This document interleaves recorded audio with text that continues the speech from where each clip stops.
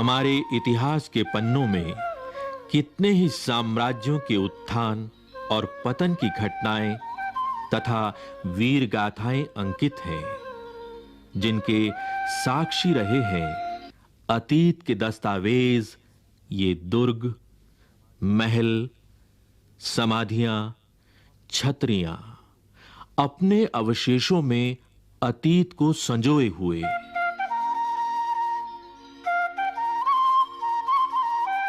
कौन थे वे लोग? कैसा था उस समय का जीवन? यह जानने के लिए आइए पलटें अतीत के पन्नों को। 15वीं शताब्दी का समय। भारत में अनेक छोटे बड़े राज्य थे। उनमें से एक था मेवाड़। मेवाड़, जो उस समय राजपूताना के एक प्रमुख राज्य के रूप में उभरा था। यह वह काल था जब भारत में मुगलों का शासन बढ़ता चला जा रहा था। अनेक राज्य मुगलों की अधीनता स्वीकार कर चुके थे। इधर उत्तर भारत में राजपूत एक प्रमुख शक्ति थे। मेवाड़ पर सिसोदिया वंश के राजपूतों का शासन था, जिनका मुगलों के साथ बराबर विरोध बना रहता था। मेवाड़ के इतिहास के पन्नों को पलटें तो एक प्रमुख शूरवीर का नाम उभरता है। यह नाम है महाराणा प्रताप का। महाराणा प्रताप शौर्य के प्रतीक, मातृभूमि पर मर मिटने वाले स्वतंत्रता के पुजारी। वीर प्रताप की शौर्य गाथाओं से अरावली की घाटी आज भी गूंज रही है।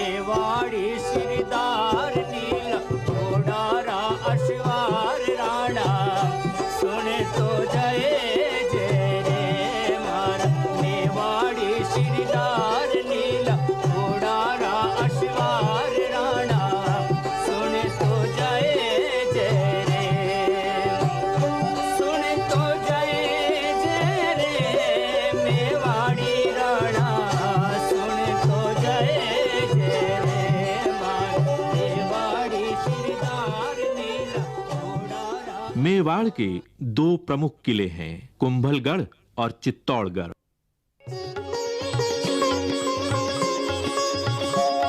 पंद्रहवीं और 16वीं शताब्दी में मेवाड़ के राणा कुंभा और राणा सांगा ने मेवाड़ की कीर्ति को शिखर तक पहुंचाया। उन्हीं के वंशज महाराणा प्रताप का जन्म 9 मई 1540 को कुंभलगढ़ के किले में हुआ। यहीं इसी स्थान पर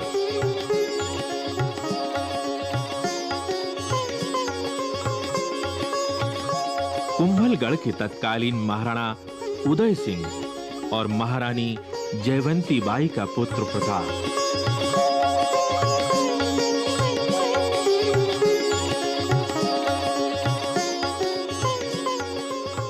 मेवाड़ का उत्तराधिकारी, प्रजा का दुलारा, भीलों की देखरेख में पला बड़ा, जिसे प्यार से वे कूका कहते थे।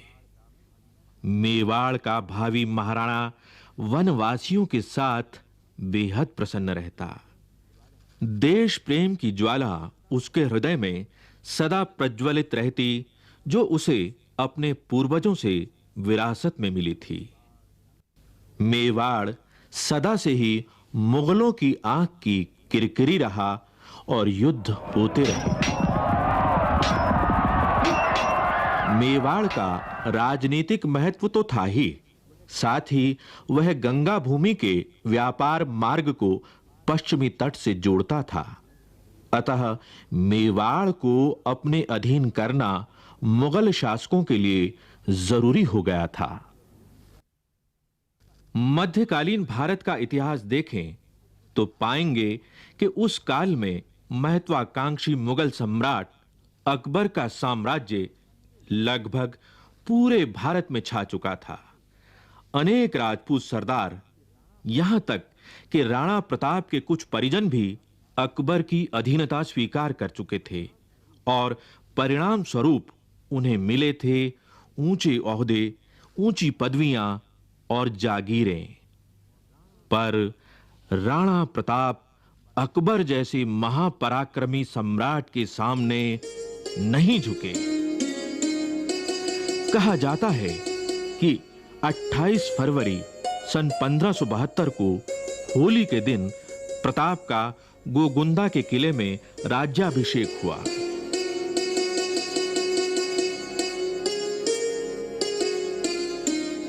जब प्रताप का राज्याभिषेक हुआ तब उन्हें न कोई राजधानी मिली, न साधनों का जरिया। वे बहुत कम साधनों से ही मुगल सम्राट से जूझते रहे। प्रताप ने हर संकट को चुनौती समझा और इससे उनके संकल्प और अधिक मजबूत होते गए। अकबर ने राणा प्रताप को यह समझाने के लिए कि वह उनकी अधीनता स्वीकार कर लें, अनेक दूत भेजे, पर राणा स्वाभिमानी थे, देशभक्त थे, वे नहीं माने। उनका राजसी वैभव छूट गया, किंतु कठिन से कठिन परिस्थितियों में भी राणा प्रताप ने अकबर की अधीनता को स्वीकार नहीं किया।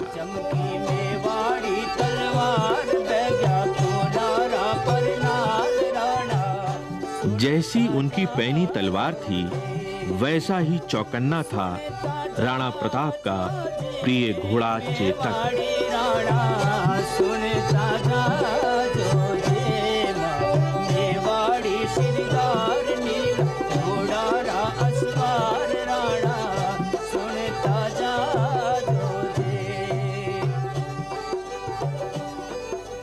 यदि मेवाड़ की भौगोलिक स्थिति को देखें तो पाएंगे कि इसका अधिकांश भाग पथरीला और पहाड़ी है। आसपास जंगल हैं और जनजातियों की बस्तियां हैं।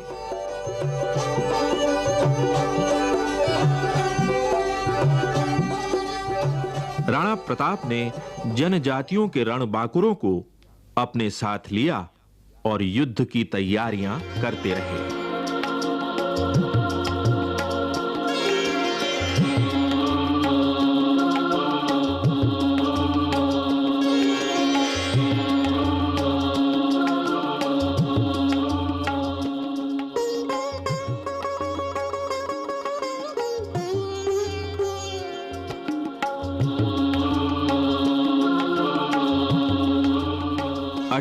जून सन 1576 ईस्वी को अकबर की सेना और महाराणा प्रताप के बीच इतिहास प्रसिद्ध हल्दी घाटी का युद्ध हुआ।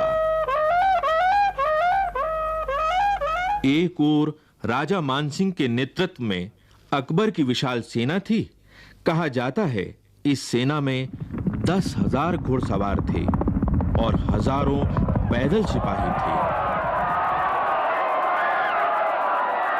दूसरी ओर राणा प्रताप की सेना में केवल 3,000 घुड़सवार और मुट्ठी भर सैनिक थे, मगर ये सैनिक मातृभूमि पर मर मिटने वाले रणबांकुरे थे।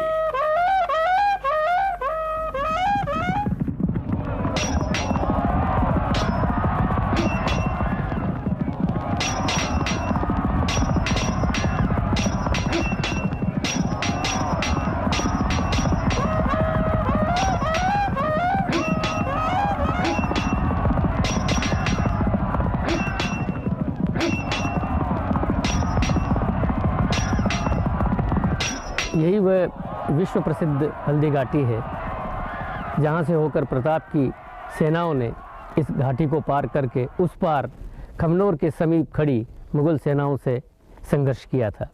इस घाटी की विशेषता यह है कि इस घाटी के जो मिट्टी है उसका रंग पीलापन लिए हुए है, इसीलिए हल्दी के समान रंग वाली मिट्टी का होने के कारण इसको हल्दी घाटी कहा जाता है। ये बहुत ही तंग दर्रा है जिसमें से होकर प्रताप की सेनाओं ने आगे बढ़ कर के मुगलों की सेनाओं का विरोध किया था। ये रक्त तलाई है। रक्त तलाई का अर्थ है कि जहाँ पर खून की तलाई भर गई थी, खून का तालाब बन गया था। आपको विदित है कि इस ओर हल्दी घाटी है। हल्दी घाटी का जो मुंह है वो लगभग यहाँ से 1.5 किलोमीटर दूर है। इसी तरफ बाईं ओर मुगलों की सेनाओं का पड़ाव था। ये जिस ओर आप अभी ये बम्बूल के पेड़ हैं, इन पेड़ों के पीछे उस ज़माने में केवल सीधा मैदान था और उस मैदान की जो सीमा है वो आगे बनास नदी से मिलती है। जो मुगलों की जो सेनाएं थी वो उस बनास नदी के किनारे से इस प्रदेश से, इस भाग से बढ़ती बढ़ती इस स्थान तक आई थी। मुगलों की सेनाएं हल्दी घाटी के मुंह तक पहुंची थी। प्रताप की सेनाओं ने उनको खदेड़ते खदेड़ते लगभग 1.5 किलोमीटर तक यहाँ ले आए।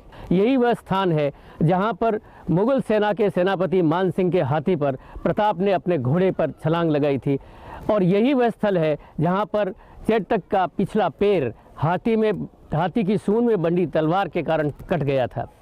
यही वह स्थल है जहाँ पर हकीम खां सूर ने प्रताप को सलाह दी थी कि वो पीछे लौट जाए क्योंकि उसके प्राण संकट में थे। यही वह स्थान है जहाँ पर इसके साथ चलने वाले वीरों ने अपना बलिदान दिया था। झालामान ने अपने सर पर छत्र रख करके ये कहना प्रारंभ किया कि महाराणा प्रताप मैं हूँ, और इस प्रकार भयंकर अंतिम युद्ध की जो परिणति है वो यहाँ पर खून की सरिता के रूप में हुई थी। यहाँ पर एक वीर विशेष का भी मैं नाम लेना चाहूँगा, वीरवर पूंजा, जिसके कि साथी लोग इन पहाड़ियों के अंदर, पीछे की ओर की पहाड़ियों के अंदर थे। उन्होंने पीछे से पत्थर बरसाने प्रारंभ किए थे, और यहाँ पर एक वीर जो कि इस ओर इस छतरी की तरफ मैं इशारा कर रहा हूँ, ये राम सिंह तंवर की है, जो ग्वालियर का महाराजा था, और वो भी इस लड़ाई में अपने पुत्रों के साथ मौजूद था और यहाँ पर अब लड़ता हुआ मारा गया। और ये वह मध्य स्थल था जहाँ पर भयंकर युद्ध हुआ। यहाँ पर लाशें पड़ गई और चारों ओर से घमासान होने लगा। हल्दी घाटी का युद्ध एक दिन में ही समाप्त हो गया। राणा प्रताप के हाथ से गोगुंदा का किला और कुंभलगढ़ निकल गया, लेकिन प्रताप का मस्तक नहीं झुका। हल्दी घाटी युद्ध समाप्त हो जाने पर भी महाराणा प्रताप का संघर्ष जीवन भर चलता रहा। पराजित हो जाने पर भी अरावली की घाटी गूंज उठी प्रताप की कीर्ति और पराक्रम की गाथा से।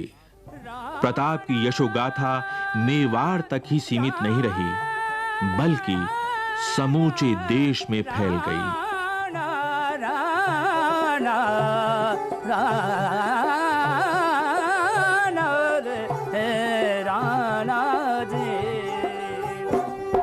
हल्दी घाटी रंगी खून सोनालो बहियो जाए, हल्दी घाटी रंगी खून नालो बहियो जाए।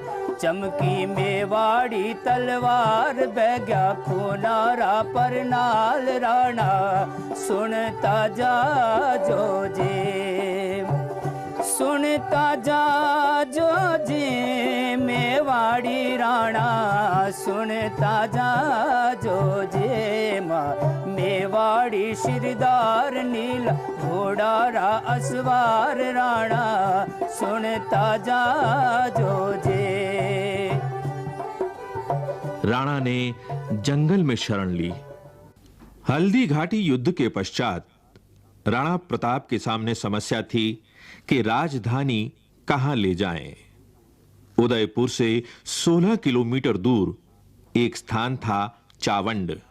चावंड एक ऐसा स्थान था जहां पहुंचने के लिए लंबा पहाड़ी रास्ता पार करना पड़ता था। यहां पानी की भी सुविधा थी। यहीं उन्होंने अपनी नई राजधानी बनाई और शासन व्यवस्था मजबूत की। राणा प्रताप ने भामाशाह और भील सरदारों के साथ मिलकर धन और जनशक्ति संगठित की। राणा प्रताप ने छापा मार युद्ध जारी रखा। सन 1579 के बाद राणा पर मुगलों का दबाव कुछ कम हुआ, क्योंकि अकबर का ध्यान अब पूर्वी भारत के विद्रोह और उत्तर पश्चिमी सीमावर्ती गतिविधियों पर था।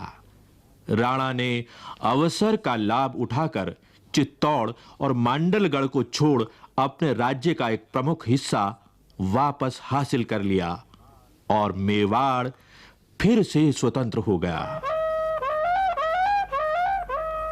ऐसा माना जाता है कि मेवाड़ के सिंह राणा प्रताप शेर का शिकार करते हुए गहरी चोट खाकर घायल हो गए और 19 जनवरी सन 1597 को चावंड में ही महाराणा प्रताप ने अपना शरीर त्याग दिया।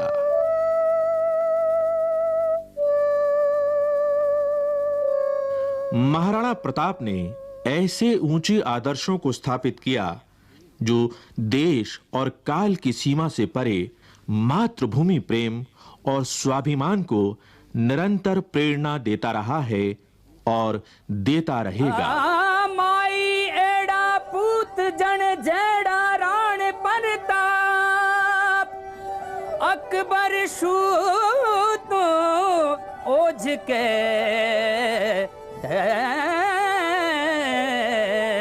जान शिराण साहब हमारा मेवाड़ी सिरदार लील घोड़ेरा अश्वार राणा सुन तो जाए जो जे मारा मेवाड़ी सिरदार नीला घोड़ेरा अश्वार राणा सुनता जाए जो जी सुनता जा जो जी